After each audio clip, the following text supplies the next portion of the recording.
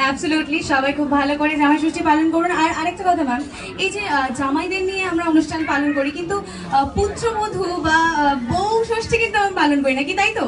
তো এই বিষয়ে কি বলতে চান, যে এরকম কি অনুষ্ঠান হওয়া উচিত?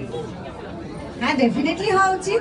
ইনফ্যাক্ট কোথাও কোথাও বোধহয় হয়, আমি শুনেছি। মানে এটা যেমন আমি একটা জামাই ষষ্ঠীর অনুষ্ঠানে এলাম, এরকম একটা বৌমা ষষ্ঠী বলে একটা বোধহয় কিছু হয়। হ্যাঁ, তো সেটা সবাই মানে এরকম জামাই ষষ্ঠীর মতন এত সেটা ফেমাস নয় বা এত বড় ভাবে হয় না, কোথাও কোথাও হয়।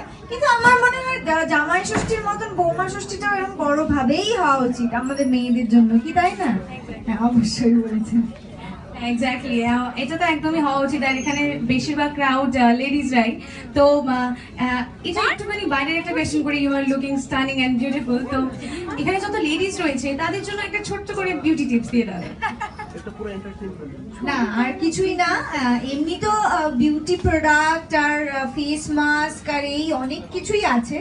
সে তো এক একজনের জন্য এক এক রকম, এক একজনকে এক একটা স্যুট করে। কিন্তু সবচেয়ে ভালো কথা হচ্ছে নিজেকে ভালোবাসা। নিজেকে সবচেয়ে আগে ভালোবাসতে হবে। মানে আহ, আহ, আমার আশেপাশে যারা আছেন আর কি, মানে আমি আমার কথা বলছি, আমার আত্মীয় স্বজন, বন্ধু বান্ধব, সবাইকে তো ডেফিনেটলি ভালোবাসতে হবে। নিজেকে ভালোবাসতে হবে। নিজেকে ভালোবাসলে তাহলেই নিজের যত্ন একমাত্র নেওয়া যাবে, এবং নিজেকে ভালোবাসলেই সবসময় খুশি থাকা যাবে। ওই